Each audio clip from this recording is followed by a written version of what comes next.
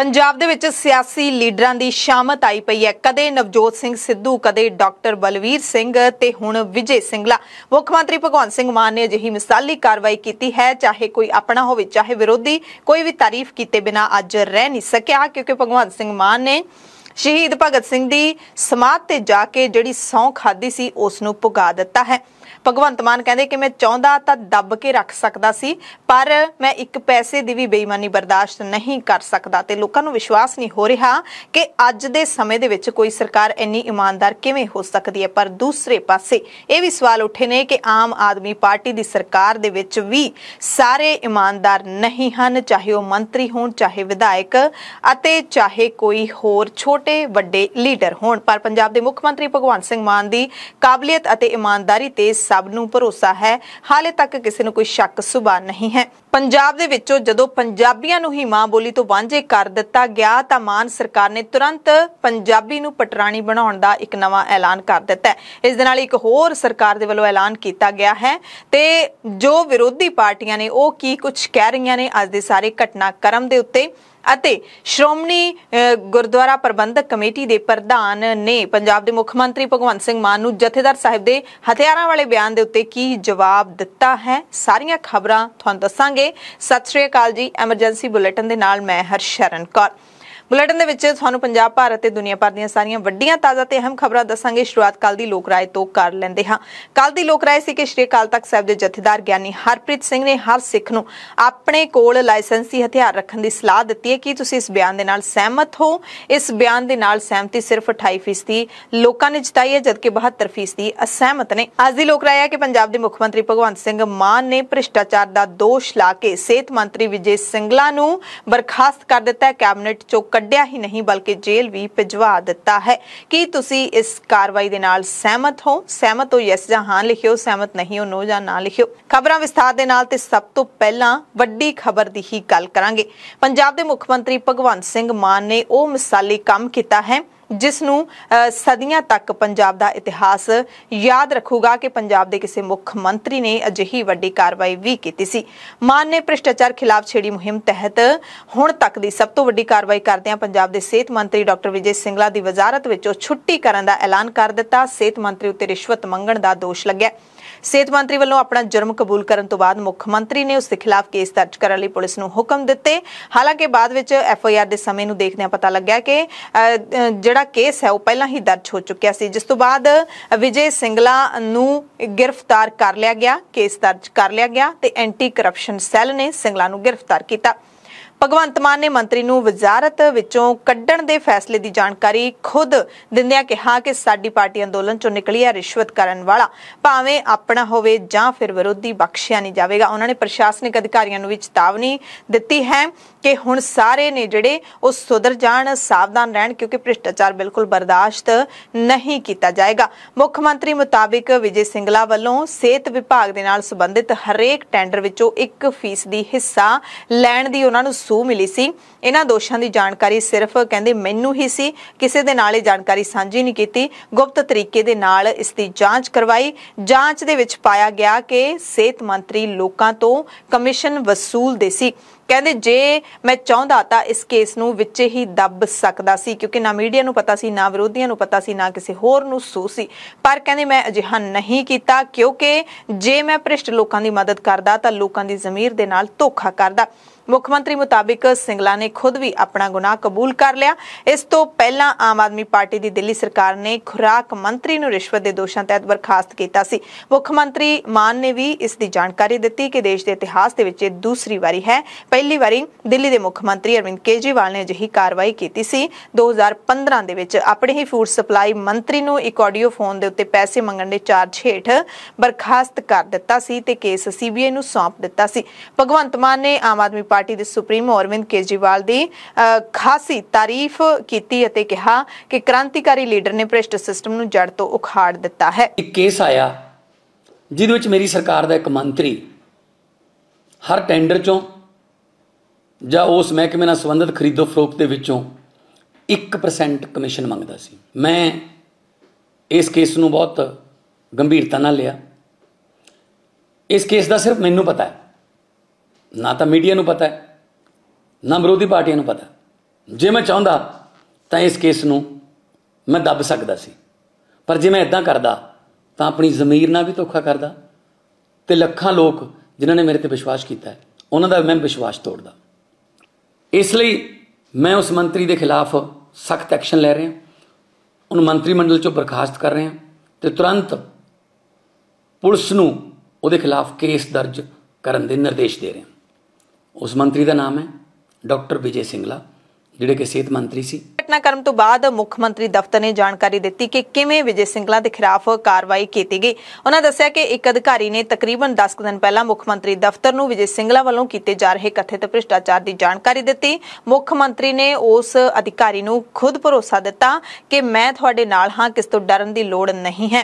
कहते अधिकारियों की सहायता के नाल एक स्टिंग ऑपरेशन नूं अंजाम दिता गया, जिस राहीं यह साफ हो गया कि मंत्री विजय सिंगला अते उन्हां दी जान पछाण वाले 1% कमीशन की मांग कर रहे हैं। इस ਜਿਹੜੀ रिकॉर्डिंग करवाई गई सी ਉਹ सबूतां उसनूं सबूत मन्निया गया। उस तो बाद मुख मंत्री भगवंत मान ने कार्रवाई की ਅਤੇ ਇਹ ਵੱਡੀ कार्रवाई करदਿਆਂ ਹੋਇਆਂ मंत्री ਨੂੰ कैबिनेट ਦੇ ਵਿੱਚੋਂ ਵਗਾ ਕੇ ਮਾਰਿਆ। बर्खास्त किए जाने तो बाद सेहत मंत्री विजय सिंगला ਨੂੰ गिरफ्तार करके मोहाली लिजाया गया। सेंट्रल थाना फेस 8 ਦੇ ਵਿੱਚ सीनियर अधिकारियों के ਵੱਲੋਂ पुछ पड़ताल की गई। इस थाने ਦੇ ਵਿੱਚ सिंगला के खिलाफ केस दर्ज किया गया। हालांकि एक कार्रवाई एंटी करप्शन सैल के ਵੱਲੋਂ की गई, पर Punjab vigilance bureau, state crime wing ਅਤੇ खुफिया विंग भी अपने पद्धर ते जांच विच जुट गए। पुछ पड़ताल तो बाद सिंगला दा सरकारी हस्पताल विच मैडिकल करवाउण तो बाद मोहाली अदालत विच पेश करन दी खबर भी मिली। उधर विजय सिंगला दे पंजाब ਸਕੱਤਰੇਤ ਦੇ ਵਿੱਚ स्थित दफ्तर ਦੇ ਵਿੱਚੋਂ सिंगला ਦੀ नेम प्लेट हटा ਦਿੱਤੀ गई है। ਉਹਨਾਂ ਦਾ दफ्तर भी हुण सुन्ना ਪਿਆ है। सिंगला ਦੇ खिलाफ ਜਿਹੜੀ FIR दर्ज की गई है उसकी कापी भी सामने आ चुकी है। उस ਦੇ ਵਿੱਚ खुलासा होया है कि सिंगला अपने PA ਦੇ ਰਾਹੀਂ रिश्वत ਲੈਂਦੇ ਸੀ। सिंगला ने ताज़ा रिश्वत कंस्ट्रक्शन अलॉटमेंट ਦੇ ਲਈ ਮੰਗੀ ਸੀ। 58 ਕਰੋੜ ਦੀ अलॉटमेंट ਦੇ ਲਈ 1 ਕਰੋੜ 16 ਲੱਖ ਰੁਪਏ ਮੰਗੇ ਸੀ। मोहाली ਦੇ SC ਰਜਿੰਦਰ ਸਿੰਘ ਨੇ सिंगला ਦੇ खिलाफ FIR दर्ज करवाई सी। मोहाली दे ऑपरेशन सैल ने ही गिरफ्तार किया है। पूरी घटना की सी FIR ਦੇ ਵਿੱਚ लिखा होया है कि विजय सिंगला ने SC रजिंदर सिंह ਨੂੰ पंजाब भवन ਦੇ कमरा नंबर 203 ਦੇ ਵਿੱਚ पिछले दिन ही बुलाया ਤੇ खुद ਉੱਥੋਂ बाहर निकल गए। OSD प्रदीप सिंगला ਦੇ OSD प्रदीप ਉੱਥੇ ही मौजूद रहे। ਜਾਂਦੇ ਜਾਂਦੇ मंत्री कह गए कि प्रदीप जो कहेगा ਉਹ ਕਰਨਾ ਹੈ, ਤੁਸੀਂ ਸਮਝਣਾ ਕਿ ਉਹ ਮੈਂ ਹੀ ਕਹਿ ਰਿਹਾ। 58 ਕਰੋੜ ਦੀ ਕੰਸਟਰਕਸ਼ਨ ਅਲਾਟਮੈਂਟ ਦੇ ਲਈ 1 ਕਰੋੜ 16 ਲੱਖ ਦਾ ਕਮਿਸ਼ਨ SC ਤੋਂ ਮੰਗਿਆ ਗਿਆ। SC ਨੇ ਕਮਿਸ਼ਨ ਦੇਣ ਤੋਂ ਇਨਕਾਰ ਕਰ ਦਿੱਤਾ ਤੇ ਫਿਰ SC ਨੂੰ ਲਗਾਤਾਰ ਫੋਨ ਕਰਕੇ OSD प्रदीप ਦੇ ਵੱਲੋਂ ਦਬਾਅ ਪਾਇਆ ਗਿਆ। OSD प्रदीप कुमार SC ਰਜਿੰਦਰ ਸਿੰਘ ਨੂੰ ਫੋਨ ਕਰਕੇ ਉਸ ਦਾ ਕੈਰੀਅਰ ਖਰਾਬ ਕਰਨ ਦੀ ਵੀ ਧਮਕੀ ਦਿੰਦਾ ਰਿਹਾ। FIR ਦੇ ਵਿੱਚ ਇਹ ਗੱਲ ਵੀ ਪਤਾ ਲੱਗੀ ਹੈ ਕਿ 20 ਮਈ ਨੂੰ SC ਰਜਿੰਦਰ ਸਿੰਘ ਤੋਂ 10 ਲੱਖ ਰੁਪਏ ਮੰਗੇ ਗਏ। ਹੋਰ ਅਲਾਟਮੈਂਟ ਦਾ 1% ਕਮਿਸ਼ਨ ਦੇਣ ਲਈ ਕਿਹਾ ਗਿਆ। SC ਰਜਿੰਦਰ ਨੇ ਦੱਸਿਆ ਕਿ 23 ਮਈ ਨੂੰ OSD प्रदीप ਕੁਮਾਰ ਦਾ ਫੇਰ ਫੋਨ ਆਇਆ। ਕਹਿੰਦੇ ਸਕੱਤਰੇਤ ਮੈਨੂੰ ਬੁਲਾਇਆ ਗਿਆ। प्रदीप ਕੁਮਾਰ ਨੂੰ 5 ਲੱਖ ਰੁਪਏ ਦੇਣ ਦੀ ਗੱਲ ਕਹੀ ਗਈ। ਰਜਿੰਦਰ ਸਿੰਘ ਨੇ ਸਾਰੀ ਗੱਲਬਾਤ ਨੂੰ ਰਿਕਾਰਡ ਕਰ ਲਿਆ। ਰਿਕਾਰਡਿੰਗ ਦੇ ਵਿੱਚ ਮੰਤਰੀ ਸਿੰਗਲਾ OSD प्रदीप कुमार ਨੂੰ 5 ਲੱਖ ਰੁਪਏ ਦੇਣ ਦੀ ਗੱਲ ਕਰ ਰਿਹਾ ਸੀ। ਨਾਲੇ ਰਜਿੰਦਰ ਆਪਣਾ ਕੈਰੀਅਰ ਬਚਾਉਣ ਦੀ ਗੱਲ ਕਰਦਾ ਵੀ ਸੁਣਾਈ ਦੇ ਰਿਹਾ ਸੀ। ਰਜਿੰਦਰ ਸਿੰਘ ਨੇ ਫਿਰ ਪੰਜਾਬ ਦੇ ਮੁੱਖ ਮੰਤਰੀ ਦਫ਼ਤਰ ਨੂੰ ਸ਼ਿਕਾਇਤ ਕੀਤੀ ਤੇ ਫਿਰ ਭਗਵੰਤ ਮਾਨ ਨੂੰ ਜਦੋਂ ਇਹ ਗੱਲ ਪਤਾ ਲੱਗੀ ਤਾਂ ਸਿੰਗਲਾ ਖਿਲਾਫ ਸਟਿੰਗ ਆਪਰੇਸ਼ਨ ਕੀਤਾ ਗਿਆ। ਸਿੰਗਲਾ ਖਿਲਾਫ ਸਬੂਤ ਮਿਲਣ ਤੇ ਉਸ ਨੂੰ ਬਰਖਾਸਤ ਕਰ ਦਿੱਤਾ ਗਿਆ ਅਤੇ ਗ੍ਰਿਫਤਾਰ ਕਰਕੇ ਜੇਲ੍ਹ ਭੇਜ ਦਿੱਤਾ ਗਿਆ। ਮੁੱਖ ਮੰਤਰੀ ਭਗਵੰਤ ਸਿੰਘ ਮਾਨ ਦੀ ਇਸ ਵੱਡੀ ਕਾਰਵਾਈ ਤੇ ਅਰਵਿੰਦ ਕੇਜਰੀਵਾਲ ਦੀਆਂ ਅੱਖਾਂ ਦੇ ਵਿੱਚ ਹੰਝੂ ਆ ਗਏ ਨੇ। ਉਹਨਾਂ ਨੇ ਟਵੀਟ ਕੀਤਾ, ਕਿਹਾ ਕਿ ਤੁਹਾਡੇ ਤੇ ਮਾਣ ਹੈ ਭਗਵੰਤ, ਤੁਹਾਡੀ ਕਾਰਵਾਈ ਨੇ ਮੇਰੀਆਂ ਅੱਖਾਂ ਵਿੱਚ ਹੰਝੂ ਲਿਆ ਦਿੱਤੇ ਨੇ। ਅੱਜ ਪੂਰਾ ਦੇਸ਼ ਆਮ ਆਦਮੀ ਪਾਰਟੀ ਤੇ ਮਾਣ ਮਹਿਸੂਸ ਕਰ ਰਿਹਾ ਹੈ। ਅਰਵਿੰਦ ਕੇਜਰੀਵਾਲ ਨੇ ਇਸ ਮੁੱਦੇ ਤੇ ਲਾਈਵ ਵੀ ਸਟ੍ਰੀਮ ਕੀਤਾ। ਉਹਨਾਂ ਨੇ ਆਮ ਆਦਮੀ ਪਾਰਟੀ ਦੀਆਂ ਸਿਫਤਾਂ ਵੀ ਕੀਤੀਆਂ। ਕਿਹਾ ਕਿ ਸਾਡੀ ਪਾਰਟੀ ਕੱਟੜ ਇਮਾਨਦਾਰ ਪਾਰਟੀ ਹੈ। ਜੇਕਰ ਕੋਈ ਸਾਡਾ ਆਪਣਾ ਮੰਤਰੀ ਜਾਂ ਵਿਧਾਇਕ ਵੀ ਭ੍ਰਿਸ਼ਟਾਚਾਰ ਕਰੇਗਾ ਤਾਂ ਉਸ ਨੂੰ ਬਖਸ਼ਾਂਗੇ ਨਹੀਂ। ਉਹਨਾਂ ਨੇ ਕਿਹਾ ਕਿ ਹੁਣ ਤੱਕ ਹਰੇਕ ਪਾਰਟੀ ਆਪਣੇ ਭ੍ਰਿਸ਼ਟ ਲੀਡਰਾਂ ਦੇ ਗੁਨਾਹ ਲੁਕਾਉਂਦੀ ਰਹੀ ਹੈ, ਪਰ ਆਮ ਆਦਮੀ ਪਾਰਟੀ ਨੇ ਨਾ ਅਜਿਹਾ ਕੀਤਾ ਹੈ, ਨਾ ਹੀ ਅਜਿਹਾ ਕਰੇਗੀ। ਕਹਿੰਦੇ ਲੋਕਾਂ ਨੂੰ ਹਾਲੇ ਤੱਕ ਵਿਸ਼ਵਾਸ ਨਹੀਂ ਹੋ ਰਿਹਾ ਕਿ ਕੋਈ ਸਰਕਾਰ ਇੰਨੀ ईमानदार ਕਿਵੇਂ ਹੋ ਸਕਦੀ ਹੈ। मान साहब के इस डिसीजन से लोग बहुत खुश हैं, बहुत खुश हैं। उन्हें यकीन नहीं हो रहा कि कोई सरकार इतनी ईमानदार भी हो सकती है क्या। कई लोगों की आंखों में खुशी के आंसू हैं और विपक्ष को समझ नहीं आ रहा कि क्या कहे, कैसे इसका विरोध करे। तो विपक्ष कह रहा है देखो देखो, सरकार बनने के 2 महीने में इनके लोगों ने भ्रष्टाचार करना शुरू कर दिया। ये सारी पार्टियां भ्रष्टाचार करती हैं, पहले दिन से ये लोगों को लूटना चालू कर देते हैं रोज लूटते हैं, पर दुनिया के इतिहास में ये पहली सरकार है जो पता लगते ही सख्त से सख्त एक्शन लेती है, चाहे गुनाह करने वाला अपना ही क्यों ना हो।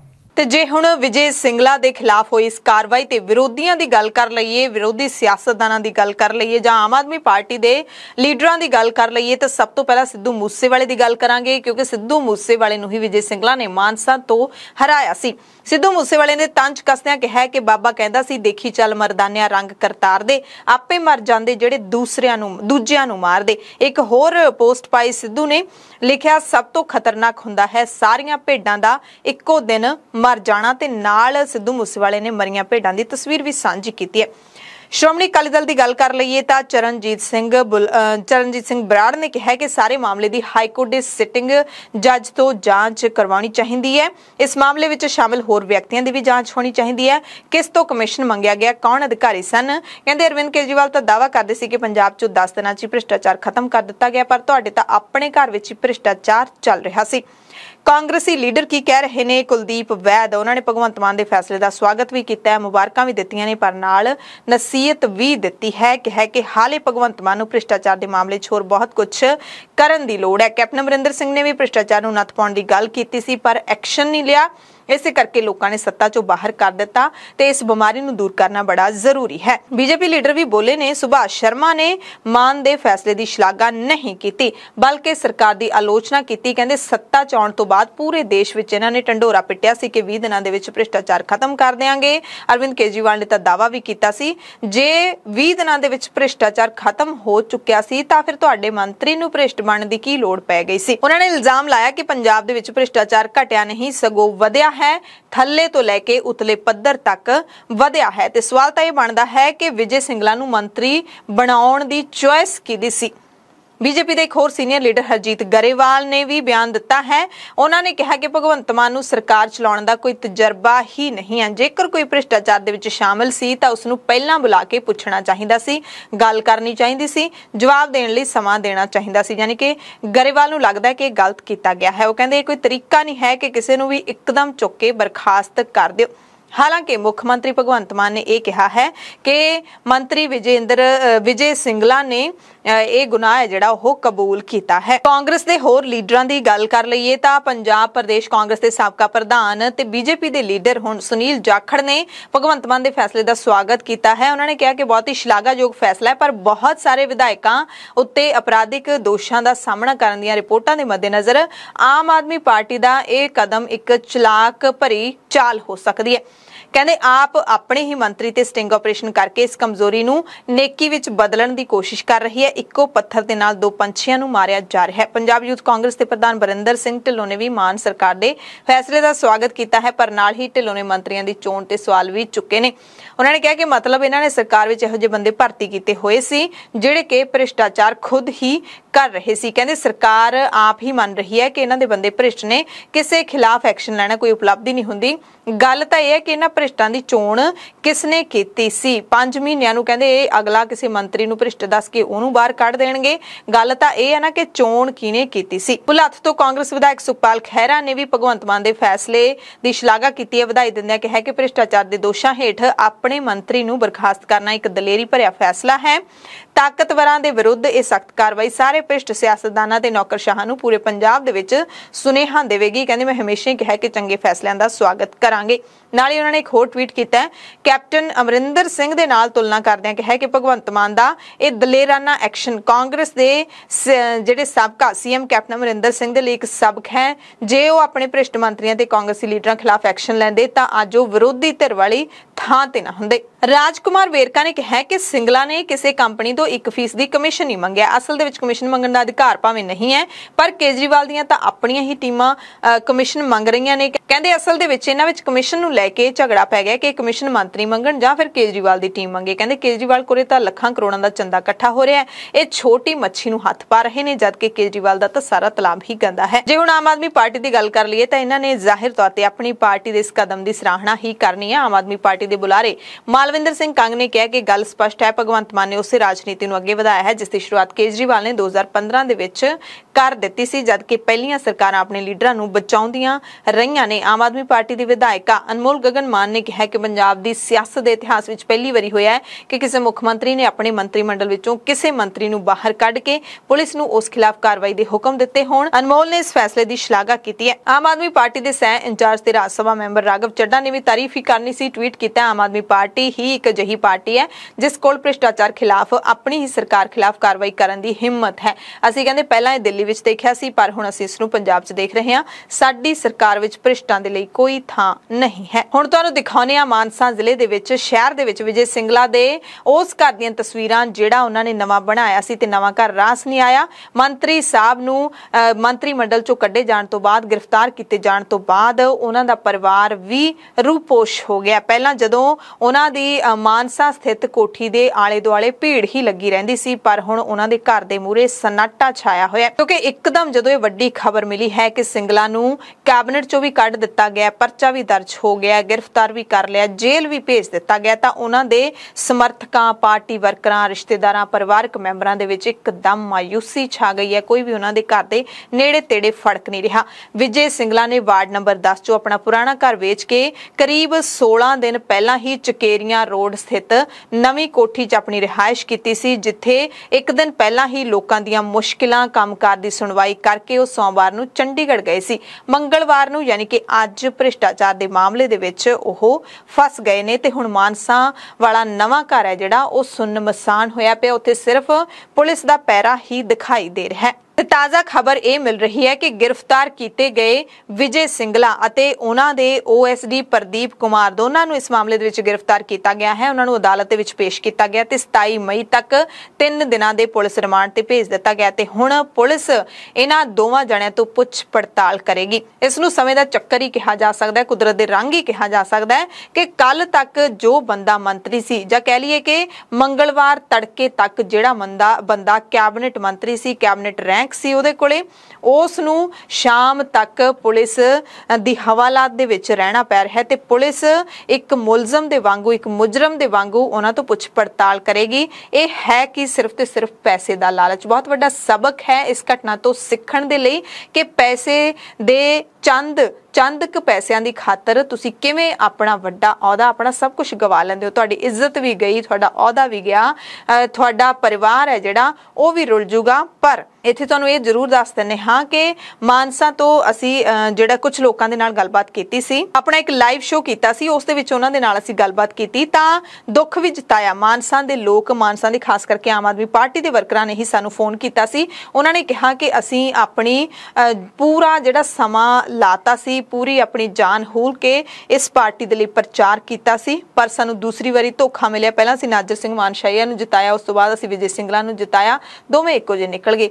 ਪਹਿਲਾਂ ਵਾਲੇ ਮਾਨਸ਼ਾਹੀਆ ਉਹ ਕਾਂਗਰਸ ਪਾਰਟੀ ਦੇ ਵਿੱਚ ਚਲੇ ਗਏ ਤੇ ਆਮ ਆਦਮੀ ਪਾਰਟੀ ਦੇ ਵਿਜੇ ਸਿੰਗਲਾ ਇਹ ਭ੍ਰਿਸ਼ਟ ਨਿਕਲੇ। ਪਰ ਕਹਿੰਦੇ ਅਸੀਂ ਭਗਵੰਤ ਮਾਨ ਦੇ ਨਾਮ ਨੂੰ ਵੋਟਾਂ ਪਾਈਆਂ ਸੀ ਤੇ ਕੁਝ ਸਾਡੇ ਜਿਹੜੇ ਕਾਲਰ ਨੇ ਉਹਨਾਂ ਨੇ ਤਾਂ ਇਹ ਵੀ ਕਿਹਾ ਕਿ ਵਿਜੇ ਸਿੰਗਲਾ RSS ਦੇ ਪੱਕੇ ਪ੍ਰਚਾਰਕ ਨੇ, ਇਸ ਕਰਕੇ ਅਸੀਂ ਪਹਿਲਾਂ ਤੋਂ ਇਹਨਾਂ ਨੂੰ ਪਸੰਦ ਨਹੀਂ ਕਰਦੇ ਸੀ, ਸਿਰਫ ਮਾਨ ਦੇ ਨਾਮ ਨੂੰ ਵੋਟਾਂ ਪਾਈਆਂ ਸੀ। ਪੰਜਾਬ ਦੇ ਵਿੱਚ ਆਮ ਆਦਮੀ ਪਾਰਟੀ ਦੀ ਸਰਕਾਰ ਨੇ ਇੱਕ ਹੋਰ ਵੱਡਾ ਫੈਸਲਾ ਲਿਆ ਹੈ। ਹੁਣ ਪੰਜਾਬ ਦੇ ਤਕਰੀਬਨ ਹਰ ਸ਼ਹਿਰ ਤੋਂ ਵੋਲਵੋ ਬੱਸਾਂ ਦਿੱਲੀ ਏਅਰਪੋਰਟ ਨੂੰ ਚੱਲਣਗੀਆਂ। ਪਹਿਲਾਂ ਇਹ ਹੁੰਦਾ ਸੀ ਕਿ ਛੋਟੇ ਸ਼ਹਿਰਾਂ ਵਾਲੇ ਜਿਹੜੇ ਲੋਕ ਨੇ, ਜਿਨ੍ਹਾਂ ਨੇ ਏਅਰਪੋਰਟ ਤੱਕ ਦਾ ਸਫ਼ਰ ਕਰਨਾ ਹੁੰਦਾ ਸੀ, ਜਿਨ੍ਹਾਂ ਨੇ ਬਾਹਰ ਦੀਆਂ ਫਲਾਈਟਾਂ ਫੜਨੀਆਂ ਹੁੰਦੀਆਂ, ਜਾਂ ਫਿਰ ਜਿਨ੍ਹਾਂ ਨੇ ਆਪਣੇ ਰਿਸ਼ਤੇਦਾਰਾਂ ਨੂੰ ਏਅਰਪੋਰਟ ਤੱਕ ਛੱਡਣ ਜਾਣਾ ਸੀ, ਬੱਸਾਂ ਦੇ ਜ਼ਰੀਏ ਜਾਣਾ ਹੁੰਦਾ ਸੀ, ਉਹਨਾਂ ਨੂੰ ਜਿਹੜਾ ਹੈਗਾ ਵੱਡੇ ਸ਼ਹਿਰਾਂ ਦੇ ਵਿੱਚ ਹੀ ਜਾ ਕੇ ਬੱਸਾਂ ਫੜਨੀਆਂ ਪੈਂਦੀਆਂ ਨੇ, ਕਿਉਂਕਿ ਹਰ ਸ਼ਹਿਰ ਤੋਂ ਇਹ ਬੱਸ ਨਹੀਂ ਚੱਲਦੀ। ਪਰ ਹੁਣ ਪੰਜਾਬ ਸਰਕਾਰ ਨੇ ਸੁਪਰ ਵੋਲਵੋ ਨੂੰ ਦਿੱਲੀ ਏਅਰਪੋਰਟ ਜਾਣ ਦੀ ਮਨਜ਼ੂਰੀ ਦੇ ਦਿੱਤੀ ਹੈ। ਟਰਾਂਸਪੋਰਟ ਸਕੱਤਰ ਨੇ ਭਵਿੱਖ ਦੇ ਵਿੱਚ ਪੰਜਾਬ ਦੇ ਵੱਖ-ਵੱਖ ਸ਼ਹਿਰਾਂ ਤੋਂ ਦਿੱਲੀ ਏਅਰਪੋਰਟ ਦੇ ਲਈ ਵੋਲਵੋ ਬੱਸ ਸਰਵਿਸ ਸ਼ੁਰੂ ਕਰਨ ਦੇ ਹੁਕਮ ਦਿੱਤੇ ਨੇ। ਨੋਟੀਫਿਕੇਸ਼ਨ ਜਾਰੀ ਕਰ ਦਿੱਤਾ ਗਿਆ ਹੈ। ਇਸ ਦੇ ਵਿੱਚ ਯਕੀਨੀ ਬਣਾਉਣ ਲਈ ਕਿਹਾ ਗਿਆ ਕਿ ਜਿਹੜੀ ਵੀ ਬੱਸ ਦਿੱਲੀ ਏਅਰਪੋਰਟ ਭੇਜੀ ਜਾਵੇ ਉਸ ਦਾ ਟਾਈਮ ਅਗਲੀ ਫਲਾਈਟ ਦੇ ਨਾਲ ਮੇਲ ਖਾਂਦਾ ਹੋਵੇ ਤੇ ਬੱਸ ਤਕਨੀਕੀ ਪੱਖੋਂ ਬਿਲਕੁਲ ਠੀਕ ਹੋਵੇ।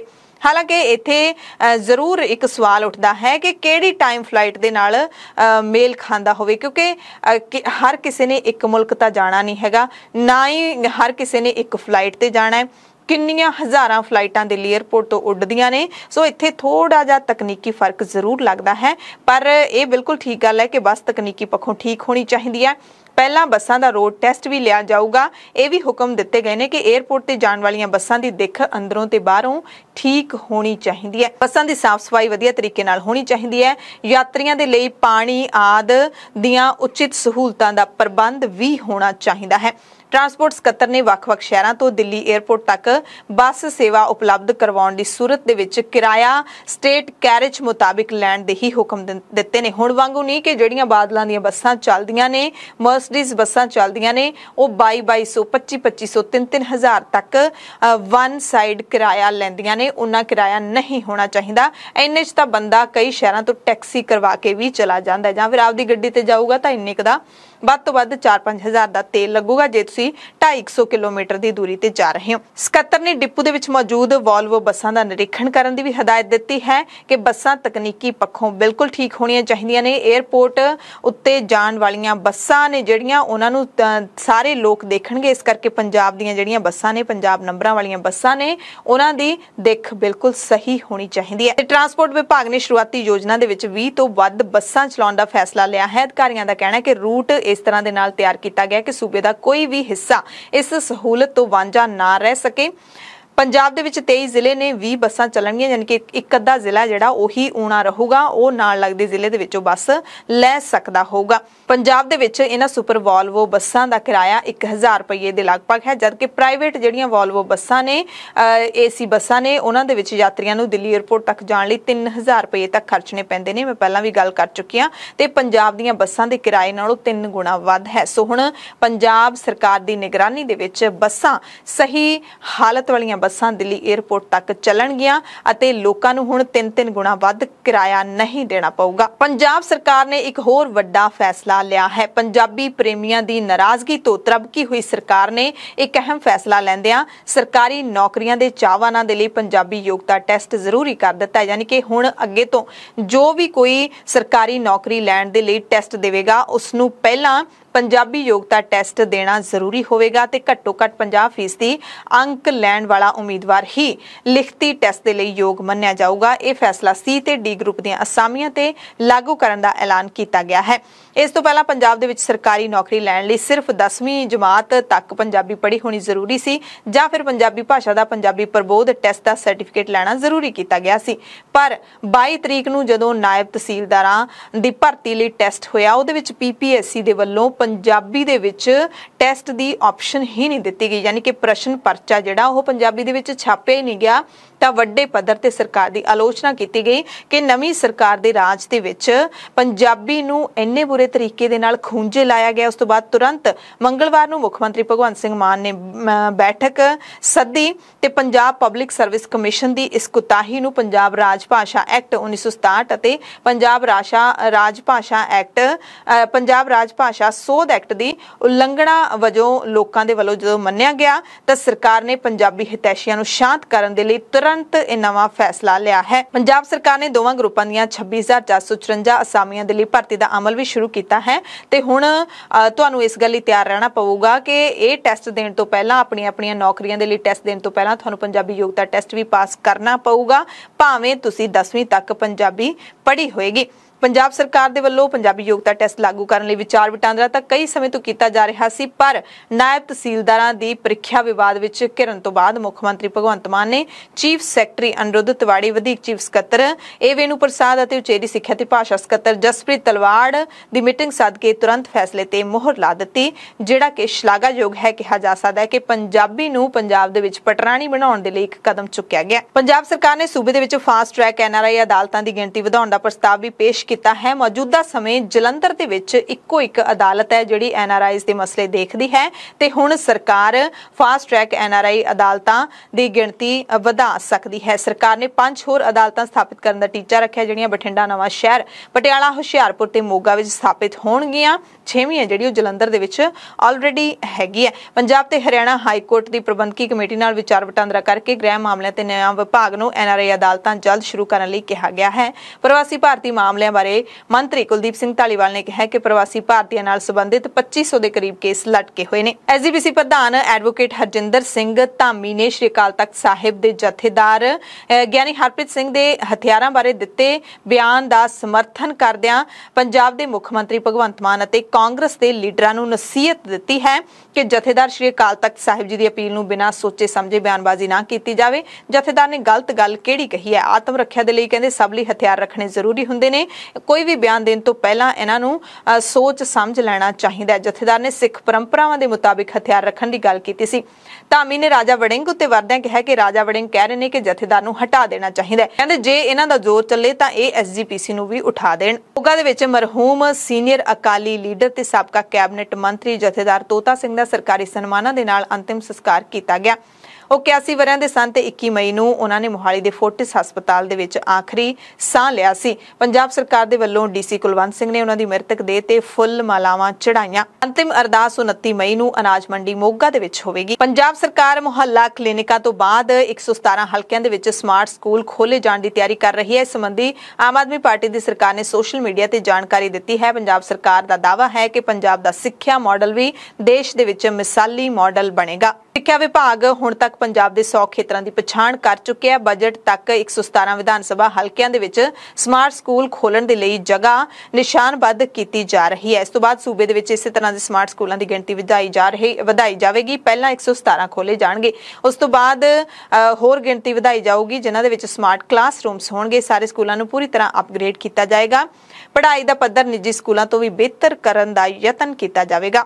ਪੰਜਾਬ ਦੀਆਂ 2 ਰਾਜ ਸਭਾ ਸੀਟਾਂ ਦੇ ਲਈ ਨਾਮਜ਼ਦਗੀਆਂ ਮੰਗਲਵਾਰ ਤੋਂ ਸ਼ੁਰੂ ਹੋ ਗਈਆਂ ਨੇ। ਕਾਗਜ਼ ਦਾਖਲ ਕਰਨ ਦੀ ਪ੍ਰਕਿਰਿਆ 31 ਮਈ ਤੱਕ ਜਾਰੀ ਰਹੇਗੀ। ਪੰਜਾਬ ਰਾਜ ਸਭਾ ਲਈ ਚੁਣੇ ਗਏ ਮੈਂਬਰ ਕਾਂਗਰਸ ਦੇ ਅੰਬਿਕਾ ਸੋਨੀ ਅਤੇ ਅਕਾਲੀ ਦਲ ਦੇ ਬਲਵਿੰਦਰ ਸਿੰਘ ਭੁੰਦੜ ਦੇ ਅਹੁਦੇ ਦੀ ਮਿਆਦ 4 ਜੁਲਾਈ ਨੂੰ ਖਤਮ ਹੋ ਰਹੀ ਹੈ। ਇਸ ਕਰਕੇ ਨਵੀਆਂ ਜਿਹੜੀਆਂ 2 ਸੀਟਾਂ ਨੇ ਉਹਨਾਂ ਤੇ ਚੋਣ ਹੋ ਰਹੀ ਹੈ। ਪੰਜਾਬ ਦੇ ਮੁੱਖ ਚੋਣ ਅਧਿਕਾਰੀ ਡਾਕਟਰ ਐਸ ਕਰੁਣਾ ਰਾਜੂ ਨੇ ਦੱਸਿਆ ਕਿ ਨਾਮਜ਼ਦਗੀਆਂ 24 ਤੋਂ 31 ਮਈ ਤੱਕ ਹੋਣਗੀਆਂ। ਪੱਤਰਾਂ ਦੀ ਪੜਤਾਲ 1 ਜੂਨ ਨੂੰ ਹੋਵੇਗੀ। ਵਾਪਸ ਲੈਣ ਦੀ ਮਿਤੀ 3 ਜੂਨ ਹੋਏਗੀ। ਵੋਟਾਂ ਪੈਣ ਦੀ ਮਿਤੀ 10 ਜੂਨ ਨੂੰ ਸਵੇਰੇ 9 ਤੋਂ ਸ਼ਾਮ 4 ਵਜੇ ਤੱਕ ਨਿਰਧਾਰਿਤ ਕੀਤੀ ਗਈ ਹੈ। ਵੋਟਾਂ ਦੀ ਗਿਣਤੀ ਵੀ ਉਸੇ ਦਿਨ ਸ਼ਾਮ 5 ਵਜੇ ਹੋਏਗੀ। ਚੋਣਾਂ ਦਾ ਕੰਮ 13 ਜੂਨ ਤੋਂ ਪਹਿਲਾਂ ਮੁਕੰਮਲ ਕਰ ਲਿਆ ਜਾਵੇਗਾ। ਹਾਲਾਂਕਿ ਇਸ ਵਾਰ ਵੀ ਇਹੀ ਸੰਭਾਵਨਾ ਜਤਾਈ ਜਾ ਰਹੀ ਹੈ ਕਿ ਆਮ ਆਦਮੀ ਪਾਰਟੀ ਦੇ ਵੱਲੋਂ ਹੀ ਦੋਵੇਂ ਮੈਂਬਰ ਚੁਣ ਕੇ ਰਾਜ ਸਭਾ ਭੇਜੇ ਜਾਣਗੇ, ਪਰ ਕੌਣ ਭੇਜੇ ਜਾਣਗੇ ਇਸ ਬਾਰੇ ਚਰਚਾ ਚੱਲ ਰਹੀ ਹੈ। ਟੀਸੀ ਦੇ ਐਮਡੀ ਰਵਿੰਦਰ ਨਾਰਾਇਣ ਨੂੰ ਆਖਿਰਕਾਰ ਜੇਲ੍ਹ ਤੋਂ ਬਾਹਰ ਆਉਣ ਦਾ ਸੁਭਾਗ ਮਿਲ ਹੀ ਗਿਆ ਹੈ। ਸੋਮਵਾਰ ਨੂੰ ਅਦਾਲਤ ਵੱਲੋਂ ਜ਼ਮਾਨਤ ਦਿੱਤੇ ਜਾਣ ਤੋਂ ਬਾਅਦ ਉਹਨਾਂ ਨੂੰ ਕੇਂਦਰੀ ਜੇਲ੍ਹ ਪਟਿਆਲਾ ਤੋਂ ਰਿਹਾ ਕਰ ਦਿੱਤਾ ਗਿਆ। ਆਪਣੇ ਬੌਸ ਦੇ ਸਵਾਗਤ ਦੇ ਲਈ ਪੀਟੀਸੀ ਦੀ ਟੀਮ ਜੇਲ੍ਹ ਦੇ ਬਾਹਰ ਪਹੁੰਚੀ ਹੋਈ ਸੀ।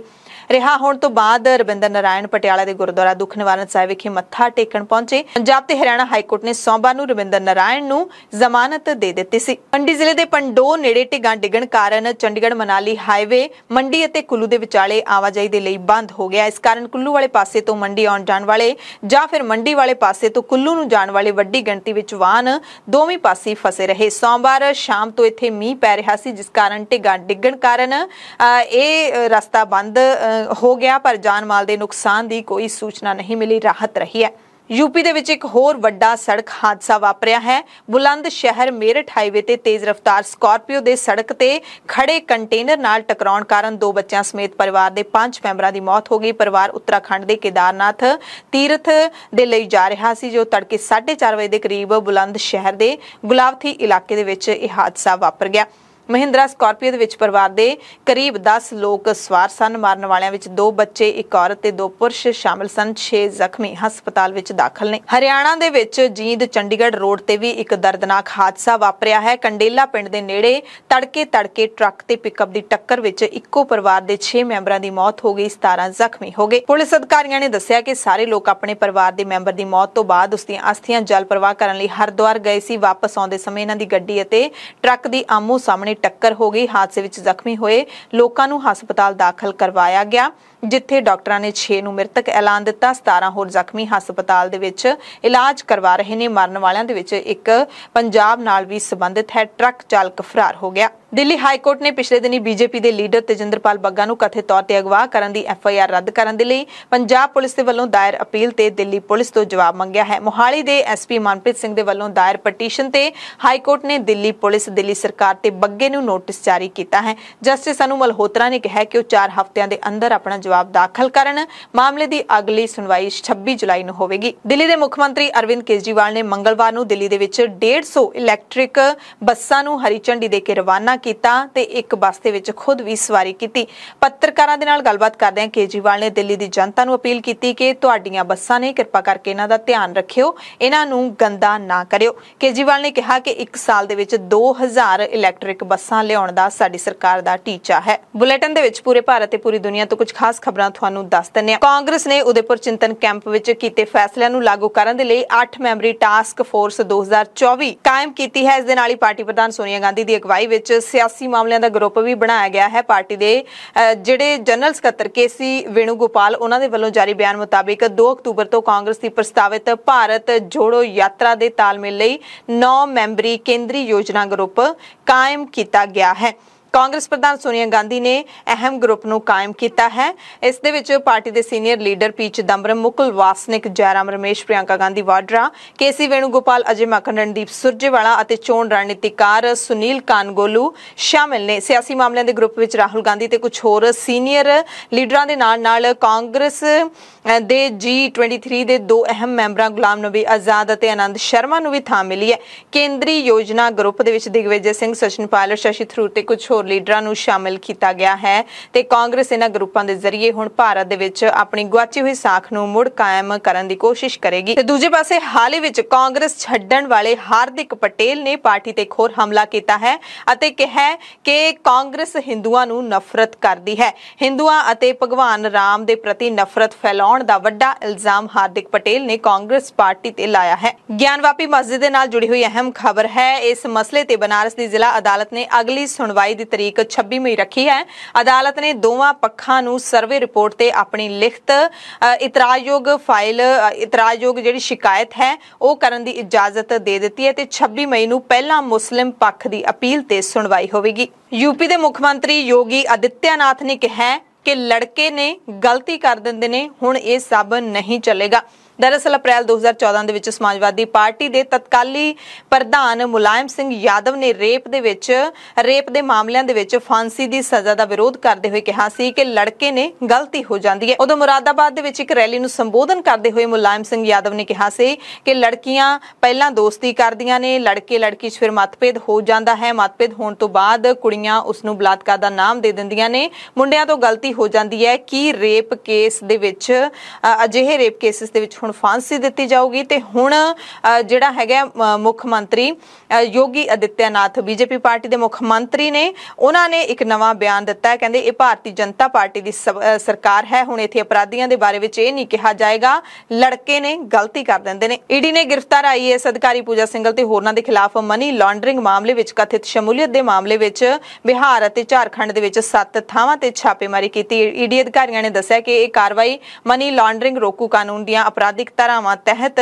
ਕੀਤੀ ਜਾ ਰਹੀ ਹੈ। ਅਮਰੀਕਾ ਤੋਂ ਖਬਰ ਹੈ ਜਿੱਥੇ ਭਾਰਤੀ ਵਿਦਿਆਰਥੀ ਦੀ ਕੁੱਟਮਾਰ ਹੋਈ ਹੈ। ਅਮਰੀਕੀ ਸੰਸਦ ਦੇ 4 ਭਾਰਤੀ ਅਮਰੀਕੀ ਮੈਂਬਰਾਂ ਨੇ ਟੈਕਸਾਸ ਦੇ ਸਕੂਲ ਦੇ ਵਿੱਚ ਭਾਰਤੀ ਮੂਲ ਦੇ ਵਿਦਿਆਰਥੀ ਦੇ ਨਾਲ ਦੁਰਵਿਹਾਰ ਦੀ ਤਾਜ਼ਾ ਘਟਨਾ ਤੇ ਡੂੰਗੀ ਚਿੰਤਾ ਪ੍ਰਗਟ ਕੀਤੀ ਹੈ। ਭਾਰਤੀ ਅਮਰੀਕੀ ਸੰਸਦ ਮੈਂਬਰਾਂ ਅਮੀ ਬੇਰਾ, ਰੋ ਖੰਨਾ, ਰਾਜਾ ਕ੍ਰਿਸ਼ਨ ਮੂਰਤੀ ਅਤੇ ਪ੍ਰਮਿਲਾ ਜੈਪਾਲ ਨੇ ਸਾਂਝਾ ਬਿਆਨ ਜਾਰੀ ਕੀਤਾ ਹੈ ਕਿ ਅਸੀਂ ਕੋਪਿਲ ਇੰਡੀਪੈਂਡੈਂਟ ਸਕੂਲ ਡਿਸਟ੍ਰਿਕਟ ਦੇ ਕੋਪਿਲ ਮਿਡਲ ਸਕੂਲ ਨਾਰਥ ਵਿੱਚ ਹਾਲ ਹੀ ਦੀ ਘਟਨਾ ਨੂੰ ਗੰਭੀਰਤਾ ਨਾਲ ਲੈ ਰਹੇ ਹਾਂ। ਅਸੀਂ ਆਪਣੀ ਚਿੰਤਾ ਪ੍ਰਗਟ ਕਰਨ ਦੇ ਲਈ ਇਹ ਚਿੱਠੀ ਲਿਖ ਰਹੇ ਹਾਂ। ਜਿਵੇਂ ਕਿ ਤੁਸੀਂ ਜਾਣਦੇ ਹੋ, ਘਟਨਾ ਦੀ ਵਿਆਪਕ ਤੌਰ ਤੇ ਪ੍ਰਸਾਰਿਤ ਕੀਤੀ ਗਈ ਵੀਡੀਓ ਯਾਨੀ ਕਿ ਵਾਇਰਲ ਹੋਈ ਵੀਡੀਓ ਵਿੱਚ 14 ਸਾਲ ਦੇ ਬੱਚੇ ਨੂੰ ਕੁੱਟਿਆ ਜਾ ਰਿਹਾ ਹੈ। ਕੁਸ਼ਤੀ ਦੇ ਕਥਿਤ ਦਾ ਕਾਰਨ ਉਸ ਦਾ ਦਮ ਘੁੱਟਿਆ ਨਜ਼ਰ ਆ ਰਿਹਾ ਹੈ ਤੇ ਪਹਿਲੀ ਵਾਰੀ ਹੈ ਜਦੋਂ 4 ਭਾਰਤੀ ਅਮਰੀਕੀ ਸੰਸਦ ਮੈਂਬਰਾਂ ਨੇ ਸਾਂਝੇ ਤੌਰ ਤੇ ਚਿੱਠੀ ਲਿਖੀ ਹੈ। ਸੋ ਭਾਰਤੀ ਮੂਲ ਦੇ ਬੱਚੇ ਦੀ ਕੁੱਟਮਾਰ ਹੋਈ ਹੈ। ਹਾਲਾਂਕਿ ਅਮਰੀਕਾ ਦੇ ਵਿੱਚ ਬਹੁਤ ਸਾਰੇ ਅਜਿਹੇ ਮਾਮਲੇ ਸਾਹਮਣੇ ਆਉਂਦੇ ਰਹਿੰਦੇ ਨੇ ਜਦੋਂ ਸਿੱਖਾਂ ਦੇ ਨਾਲ ਨਸਲੀ ਨਫ਼ਰਤ ਦੇ ਅਪਰਾਧ ਨੇ ਜਿਹੜੇ ਉਹਨਾਂ ਨੂੰ ਅੰਜਾਮ ਦਿੱਤਾ ਜਾਂਦਾ ਹੈ, ਉਦੋਂ ਕਦੇ ਵੀ ਅਜਿਹਾ ਬਿਆਨ ਹੈ ਜਿਹੜਾ ਕਹਿ ਸਕਦੇ ਹਾਂ ਕਿ ਬਹੁਤ ਘੱਟ ਅਜਿਹਾ ਬਿਆਨ ਸਾਹਮਣੇ ਆਉਂਦਾ ਹੈ। ਪ੍ਰਧਾਨ ਮੰਤਰੀ ਕੁਆਡ ਗਰੁੱਪ ਦੀ ਮੀਟਿੰਗ ਦੇ ਵਿੱਚ ਸੰਮੇਲਨ ਦੇ ਵਿੱਚ ਸ਼ਾਮਿਲ ਹੋਣ ਦੇ ਲਈ ਜਾਪਾਨ ਗਏ ਹੋਏ ਨੇ। ਇੱਥੇ ਪ੍ਰਧਾਨ ਮੰਤਰੀ ਨਰਿੰਦਰ ਮੋਦੀ ਅਤੇ ਅਮਰੀਕਾ ਦੇ ਰਾਸ਼ਟਰਪਤੀ ਜੋ ਬਾਈਡਨ ਦੇ ਵਿਚਾਲੇ ਦੁਵੱਲੀ ਗੱਲਬਾਤ ਹੋਈ। ਮੋਦੀ ਨੇ ਗੱਲਬਾਤ ਦਰਮਿਆਨ ਅਮਰੀਕਾ ਦੇ ਰਾਸ਼ਟਰਪਤੀ ਬਾਈਡਨ ਨੂੰ ਕਿਹਾ ਕਿ ਅਜਿਹਾ ਬਹੁਤ ਕੁਝ ਹੈ ਜੋ ਅਸੀਂ ਦੋਵੇਂ ਯਾਨੀ ਕਿ ਸਾਡੇ ਦੋਵੇਂ ਮੁਲਕ ਕਰ ਸਕਦੇ ਨੇ। ਬਾਈਡਨ ਨੇ ਕਿਹਾ ਕਿ ਉਹ ਭਾਰਤ ਤੇ ਅਮਰੀਕਾ ਭਾਈਵਾਲੀ ਨੂੰ ਧਰਤੀ ਦੀ ਸਭ ਤੋਂ ਨਜ਼ਦੀਕੀ ਭਾਈਵਾਲੀ ਬਣਾਉਣ ਦੇ ਲਈ ਪ੍ਰਤੀਬੱਧ ਨੇ। ਮੋਦੀ ਨੇ ਕਿਹਾ ਕਿ ਦੋਵੇਂ ਮੁਲਕਾਂ ਦੀ ਰਣਨੀਤਿਕ ਭਾਈਵਾਲੀ ਸਹੀ ਅਰਥਾਂ ਦੇ ਵਿੱਚ ਵਿਸ਼ਵਾਸ ਤੇ ਟਿਕੀ ਹੋਈ ਹੈ। ਖਬਰ ਅਮਰੀਕਾ ਤੋਂ ਹੈ, ਜਿੱਥੇ ਡੀਸੀ ਯਾਨੀ ਕਿ ਡਿਸਟ੍ਰਿਕਟ ਆਫ ਕੋਲੰਬੀਆ ਨੇ ਮੇਟਾ ਯਾਨੀ ਕਿ ਫੇਸਬੁੱਕ ਦੇ ਮੁਖੀ ਮਾਰਕ ਜ਼ੁਕਰਬਰਗ ਦੇ ਖਿਲਾਫ ਮੁਕੱਦਮਾ ਦਾਇਰ ਕਰਕੇ ਉਹਨਾਂ ਨੂੰ ਕੈਂਬਰਿਜ ਐਨਾਲਿਟਿਕਾ ਘਪਲੇ ਦੇ ਵਿੱਚ ਨਿੱਜੀ ਤੌਰ ਤੇ ਜ਼ਿੰਮੇਵਾਰ ਠਹਿਰਾਉਣ ਦੀ ਮੰਗ ਕੀਤੀ ਹੈ। ਲੱਖਾਂ ਫੇਸਬੁੱਕ ਉਪਭੋਗਤਾਵਾਂ ਦੇ ਨਿੱਜੀ ਡੇਟਾ ਦੀ ਨਿੱਜਤਾ ਦੀ ਉਲੰਘਣਾ ਦੇ ਇਸ ਮਾਮਲੇ ਨੂੰ ਵੱਡਾ ਕਾਰਪੋਰੇਟ ਤੇ ਸਿਆਸੀ ਘੁਟਾਲਾ ਦੱਸਿਆ ਜਾ ਰਿਹਾ ਹੈ।